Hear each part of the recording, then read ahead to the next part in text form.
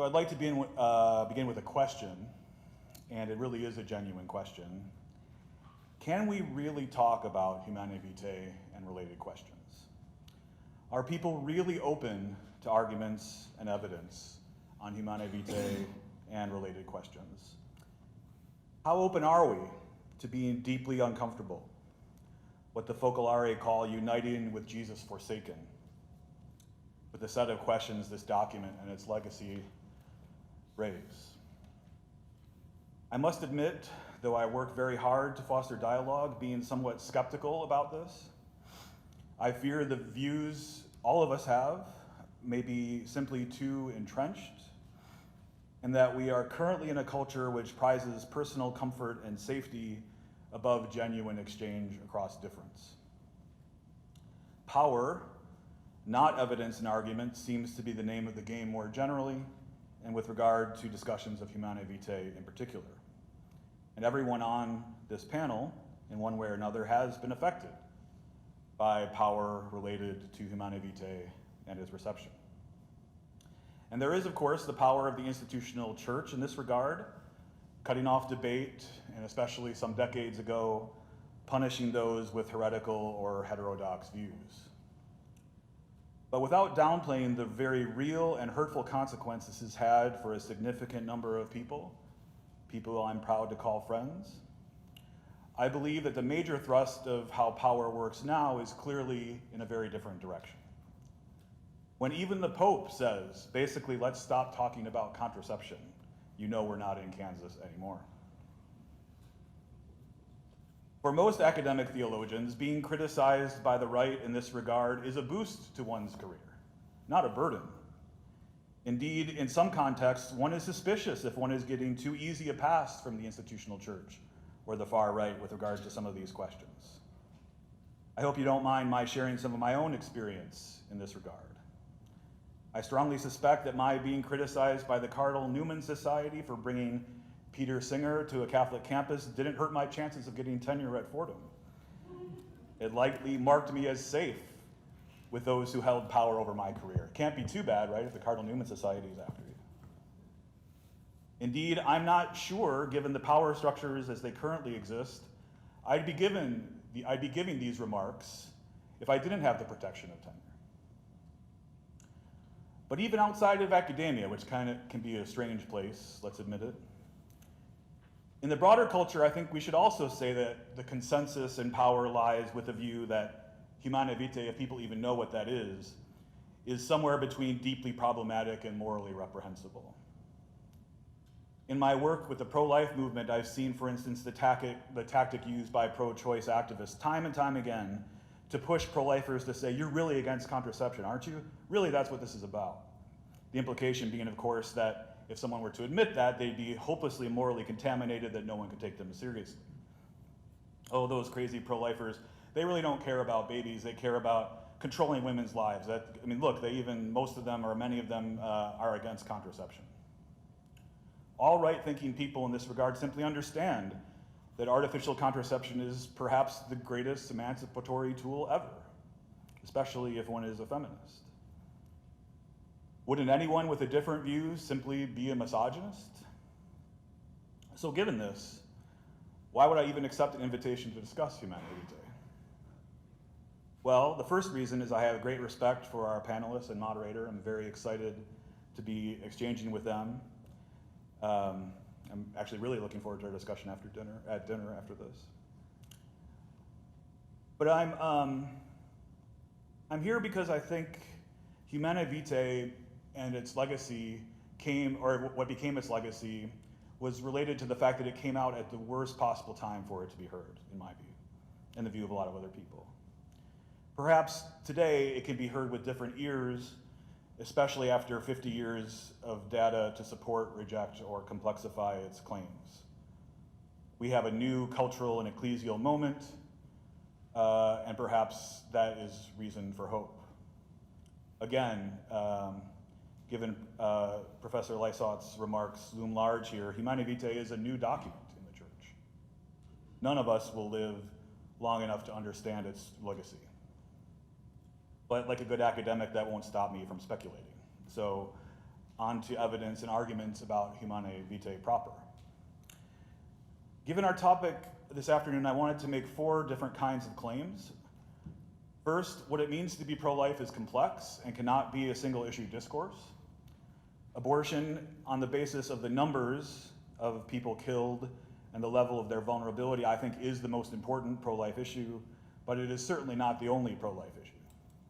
I think Pope Francis's influence on the consistent ethic of life is very important, especially given his focus on hospitality and welcome as an antidote to the throwaway culture. Hospitality and welcome, I think, play critical roles in how to think about the main argument of Humanae Vitae. Second, the fact that Pope Paul VI is also the author of Populorum Progressio is good reason for us to imagine Humanae Vitae in a different way. Perhaps, as David McCarthy argued in his contribution to a very important book that Professor Lysott argued called On Moral Medicine, which is so big it's kind of a weapon, but you should still buy it anyway. My students kind of look at me strange when they come in the first day with a big book, but then they don't regret it. I don't think they saw it, right? No. That Humanae Vitae is best thought of as a social encyclical. Traditionally, that's not how we've thought about the distinction between Humanae Vitae and Populorum Progressio. But I agree with David McCarthy that it's a better way to think about it. Third, Pope Paul VI predicted better than he knew in Humanae Vitae and was likely guided by the Holy Spirit. The Catholic Church thinks in terms of centuries, as we already talked about, so we don't, of course, know the legacy of Humanae Vitae and won't know, but I would argue that the early returns look promising. We don't want to romanticize or sugarcoat the past, of course, but the separation of sex from procreation, though having some short-term gains, looks to be a long-term social disaster. The relationship, and finally number 4, the relationship between contraception and abortion is by no means clear, and therefore it isn't clear that contraception is anything like a central part of the solution to our almost 1 million abortions every year in this country. Indeed, the kind of sexual culture that contraception has brought us might create at least a perceived need for abortion in at least several ways. So in the time I have remaining, which I've used almost half of already, I won't be able to do anything like make arguments for these 4 principles or ideas or arguments, but let me just try to briefly go through some of what may help substantiate them, and maybe we could talk more together as a panel or in discussion together. So what has the separation of sex from procreation meant for our sexual culture?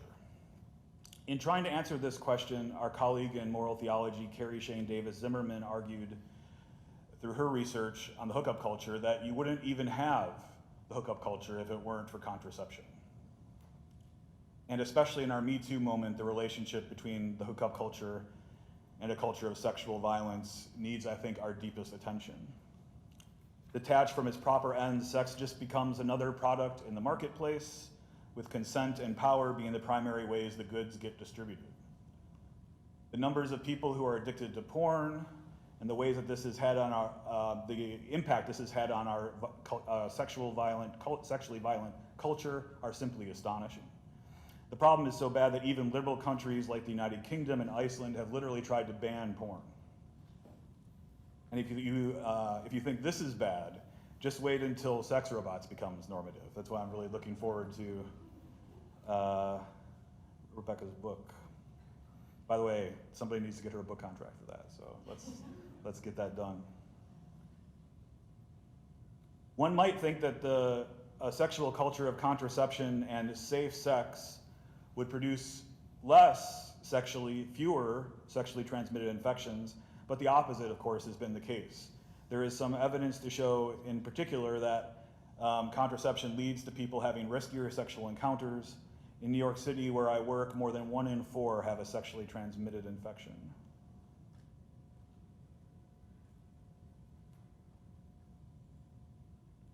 The paradoxical, so the freeing of sexual culture from limits that was promised and delivered by contraception, to say the least, has major problems, and I would argue has gone poorly.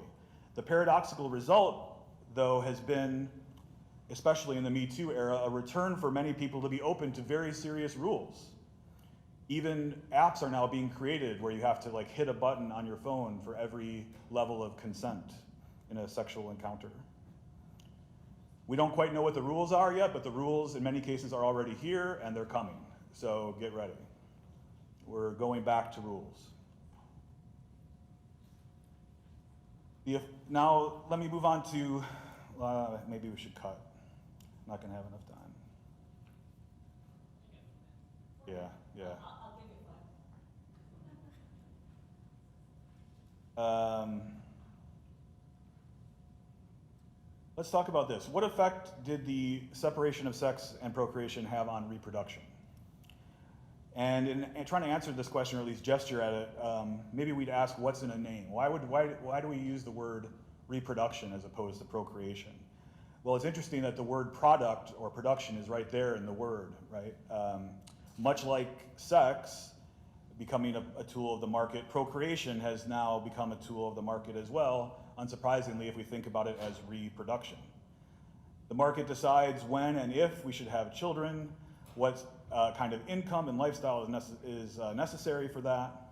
And what this means is that childbearing now is often pushed until much later in life, when it is much more dangerous for both mother and child. IVF is becoming normative, especially in this regard, and use, especially in the context of our throwaway culture, the discarding of embryos, often for ableist and other discriminatory reasons, has become uniform. Also, the market has decided what price certain women can get for their eggs when they sell them on the market, and even their uteruses. Market forces demand higher prices for eggs from suitable women, for instance. If you have a high SAT score, you're a varsity athlete, or you're just very attractive. Along with shopping around for the cheapest gestational carriers. India just banned, for instance, international attempts to buy their women as gestational carriers for obvious reasons. And this has led to, this kind of market-driven process has led to a fertility crisis. We talk about overpopulation quite a bit. We rarely talk about the fertility crisis in Europe, Russia, Japan, and even the United States. Even Pope Francis has criticized this, as he's called it, the graying of Europe. He talks about the cultural energy kind of waning. You may know you need at least 2.1 children per woman in order to replace a given population. Austria is 1.4, Belgium 1.7, Croatia 1.4, Czech Republic 1.5, Denmark 1.6, France 2, Germany 1.4, Great Britain 1.8, Greece 1.3, Italy 1.3, Netherlands 1.7, Spain 1.3, Sweden 1.8. These countries have tried lots of things to get their fertility rates up. There's been huge economic and social welfare problems as a result of this. They've tried tax incentives. France in particular has done a good job of this. That's one reason why they're at 2. The problem is so bad in Russia, however, they've kicked it up a notch by creating something called Conception Day. Have you heard about this? 9 months before the national holiday, everybody gets a half day off of work to go home and have sex in the hopes they have a child that is born 9 months from that day. Japan's fertility problems are so dramatic, they've lost trillions in GDP and have had a population decline of 1 million people in the last 5 years. And since the culture generally resists the idea of immigrant labor, they've turned to robots and artificial intelligence to try to meet their labor needs. A disproportionate amount of Japan's elderly, for instance, are served by robots today. Lest we get on our high horse, this is happening in the United States as well. In 2008 and 2009, the US had a replacement rate fertility of over 2.1. If we continue on our current trend, since then we've fallen to 0.3 below replacement. And if we continue on our current trend, we may end up in a similar place to the countries I mentioned earlier. Is it too extreme, and I'll leave it, well no, I'll finish with something else, but I'll leave it at this point here. Is it too extreme to wonder what will stop us from sliding into a sexual and reproductive culture in which sex with robots becomes our primary sexual outlets? And IVF with genetic testing, with ableist assumptions on market-tested embryos via PGD, becomes our primary reproductive outlet. You got a way to stop it, I'd like to hear it, and I think Humanae Vitae might, or the principles within Humanae Vitae might be part of the solution. Let me finish with this. What do Catholics owe Humanae Vitae? Can we admit that it has an authoritative claim on us? Saying that it does, of course, doesn't mean we have to accept it, whatever that means, or accept everything within it, again, whatever that means. But it does mean, I believe, we need to wrestle with it. Try to put aside our confirmation bias, engage with those who think differently, and allow such wrestling and hopefully transformative conversations allow us to be challenged and perhaps even transform our point of view, and to be patient in doing so. Many have lamented our fellow Catholics' refusal to wrestle with Pope Francis's great encyclical Laudato Si. I know I'm one of them. But I'm not sure on what ground we can stand hoping for that if we're not willing to wrestle with Humanae Vitae. Thank you.